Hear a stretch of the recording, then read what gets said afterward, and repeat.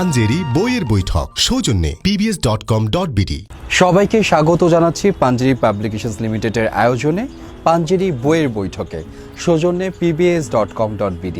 আমি মশিউর রহমান শান্ত আছি আপনার সাথে এবং আমার সাথে আজকে একজন খ্যাতিমান মানুষ রয়েছেন। তবে সেই মানুষের কথা বলার আগে সবাইকে একটু জানিয়ে রাখতে চাই, আপনি যদি ঘরে বসে সেরা বইটি কিনতে চান তাহলে আপনি অবশ্যই ভিজিট করবেন pbs.com.bd। আজকে যিনি আমাদের সাথে রয়েছেন তাকে আমরা সবাই চিনি, খ্যাতিমান সংস্কৃতি কর্মী এবং লেখক সঙ্গীতা ইমাম আপু। সঙ্গীতা আপুর কাছে প্রথমেই জানতে চাই, এই বছর পাঞ্জেরি থেকে যে বইটি প্রকাশ হতে যাচ্ছে সে বইটি সম্পর্কে। আমার সবগুলো বই পাঞ্জেরি থেকে প্রকাশিত, 8টি বই। এবারের বইটি এই বইমেলার জন্য যেটি আমি জমা দিয়েছি তার নাম হলো পতাকায় দিদিভাইয়ের মুখ। আমাদের এই পতাকাটা পাওয়ার জন্য যেমন আমার দেশের অসংখ্য মানুষ আত্মত্যাগ করেছেন, তেমনি আমরা যেন ভুলে না যাই যে আমাদের আরও একটা অংশ আমাদের মুক্তিযুদ্ধের জন্য আমাদের পার্শ্ববর্তী রাষ্ট্রের অনেকেই প্রাণ দিয়েছেন। তো আমার নিজের জীবনে একটা অভিজ্ঞতা যে আমি ওই সময়টা একেবারে 3.5 বছরে ছিলাম এবং তখন আমি একটা স্কুলে ভর্তি হয়েছিলাম 71-এ কলকাতা শহরে। তার নাম ছিল টাইনি টটস। তো সেই টাইনি টটসের যিনি প্রিন্সিপাল ছিলেন, দিদিভাই বলতাম আমরা তাকে, তো তার সন্তান মুক্তিযুদ্ধে শহীদ হয়েছিলেন। তো তার সেই অবদানটা স্বীকৃতি হয়তো সেভাবে তিনি পান নাই, কিন্তু স্বীকার তো আমরা করতে পারি, সেই ঋণ তো স্বীকার করতে পারি। সেই ঋণ স্বীকার থেকেই আমার এই গল্প, এবং আমাদের শিশুরা যেন জানতে পারে মুক্তিযুদ্ধে আসলে কোথায় কোথায় কার কার অবদান ছিল, সেগুলো স্বীকার করে আমরা আমাদের ঋণটুকু স্বীকার করব, আমাদের শিশুরা জানবে, এটাই আমার আসলে চাওয়া, সেই থেকে এটা লেখা। বইটির যে কেন্দ্রীয় চরিত্র রয়েছে সেই কেন্দ্রীয় চরিত্র সম্পর্কে যদি একটু বলতেন। আমার এটি কেন্দ্রীয় চরিত্র হলেন দিদিভাই, যাকে নিয়ে আসলে যার জীবন নিয়ে ঘটনাটা গড়ে উঠেছে, এবং একটি শিশু যে বাংলাদেশ থেকে শরণার্থী হয়ে গেছে এবং তার সেই শরণার্থী 10 মাস 9 মাস সময়টা এইটা এখানে ফুটে উঠেছে।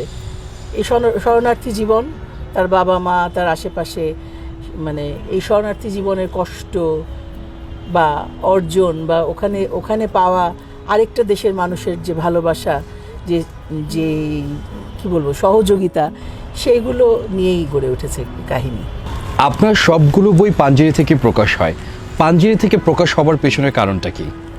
আসলে আমি লেখক হব এটা কখনো ভাবি নেই। তো পাঞ্জেরির স্বত্বাধিকারীদের মধ্যে একজন কামরুল হাসান সায়ক, তিনি আমার খুব বন্ধু মানুষ। তো তার উৎসাহে আসলে আমার লেখা শুরু। আমার লেখা তিনি আমাকে বললেন আপনি লিখতে ভালো হবে। তো সেই উৎসাহ থেকে লেখা, এই জন্য তাকেই আসলে সবগুলো তারই উৎসাহে লেখা, এবং আমি আর কোথাও যাই নাই, যার জন্য তার সাথেই পাঞ্জেরিতেই সবগুলো বই আমার।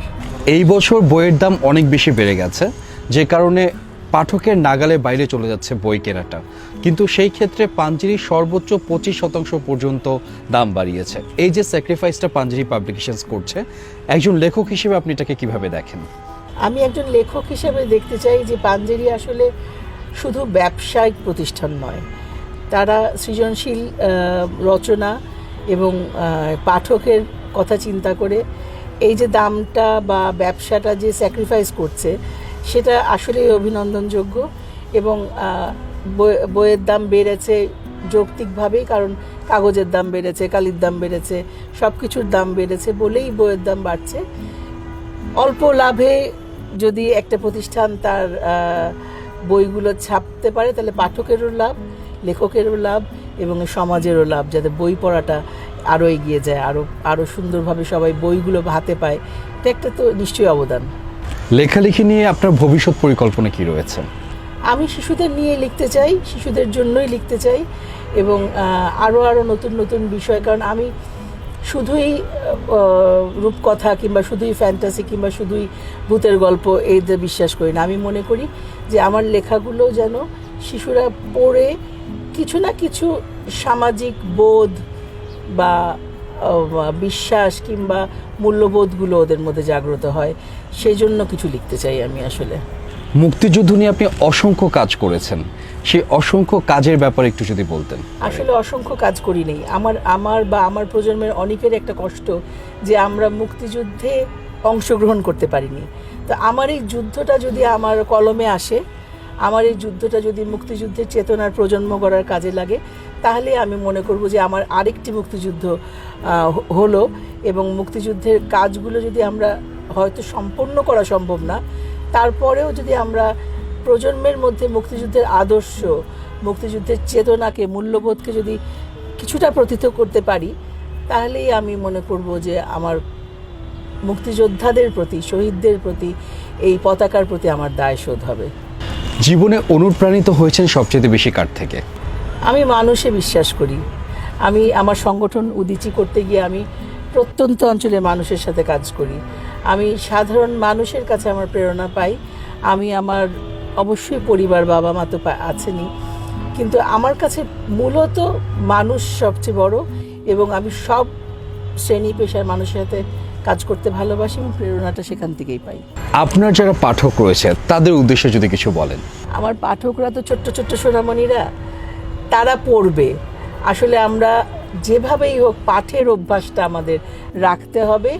না পড়লে, না জানলে নিজেকে তৈরি করা যেমন যায় না, এই যে এত কষ্টে অর্জিত জন্মভূমিটা, একেও ভালো রাখা, সুস্থ রাখা সম্ভব নয়। তাই আমার সোনামণিরা, আমার পাঠকরা নিশ্চয়ই পড়বে। আর তাদের বাবা মাদের উদ্দেশ্যে আমার বলার যে শিশুরা যাতে বই পড়ে, আপনারা তাদের হাতে বই তুলে দিন। বইয়ের চেয়ে ভালো বন্ধু নাই, বইয়ের চেয়ে ভালো আর কোনো আশ্রয় নাই। অসংখ্য ধন্যবাদ আপনাকে আমাদেরকে সময় দেওয়ার জন্য। ধন্যবাদ। আজকের মতো পাঞ্জেরি পাবলিকেশনস লিমিটেডের আয়োজনে পাঞ্জেরি বইয়ের বৈঠক এখানে শেষ করছি। তবে শেষ করার আগে আবারও বলে রাখতে চাই, যদি ঘরে বসে সেরা বইটি আপনি কিনতে চান তাহলে অবশ্যই ভিজিট করবেন pbs.com.bd। আজকের মতো বিদায় নিচ্ছি। ভালো থাকবেন এবং ভালো রাখবেন আপনার প্রিয়জনদেরকে। ঘরে বসে দেশের যে কোনো প্রান্ত থেকে বই পেতে ভিজিট করুন pbs.com.bd।